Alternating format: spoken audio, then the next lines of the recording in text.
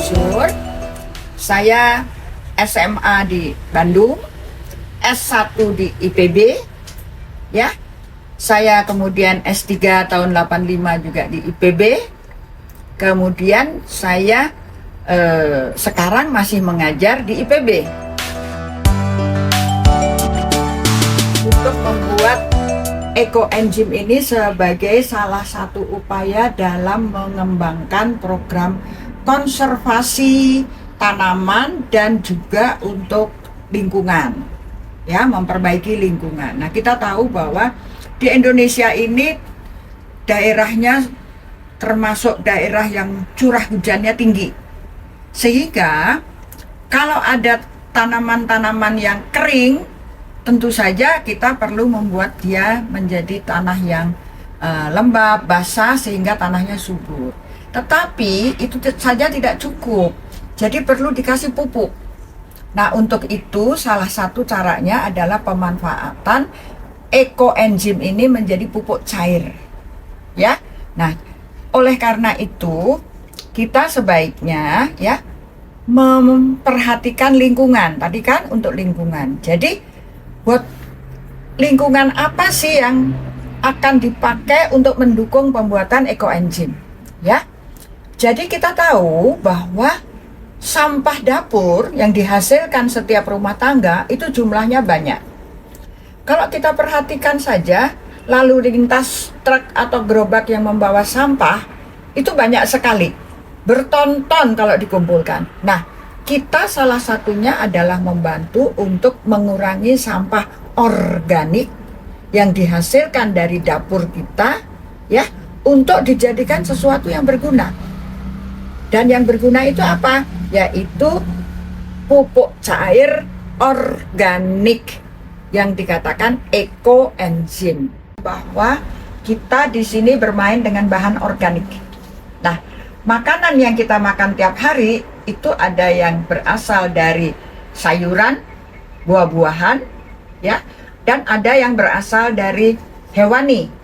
Nah, dalam hal ini untuk pembuatan produk saya yang kita sebut ekoenzim itu semua dari tanaman, sayuran, buah-buahan, tidak ada berasal dari hewan, ya.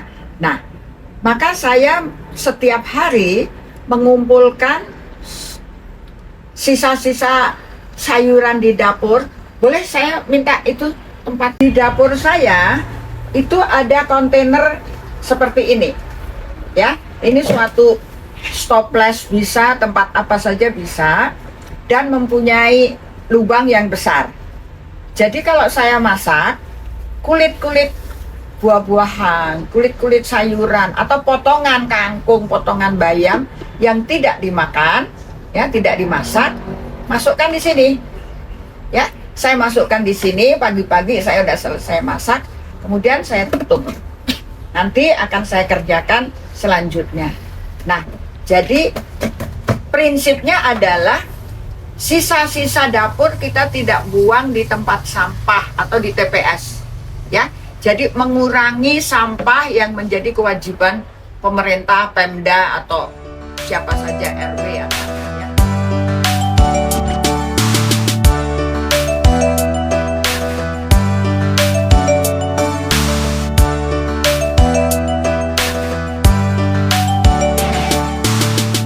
Ya, jadi ini semua adalah dengan menggunakan ekoenzim. Selain itu, kalian juga bisa mengurangi sampah kampus, ya.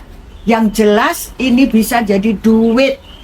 Jadi silahkan anak-anak muda memanfaatkan sampah-sampah di tempat kos atau di rumah, ya, sampah dapur, ya, tidak mengandung hewani, protein hewani, jangan. Nanti akan keluar gas amonia yang berbau busuk. Ini tidak, ya, tidak busuk.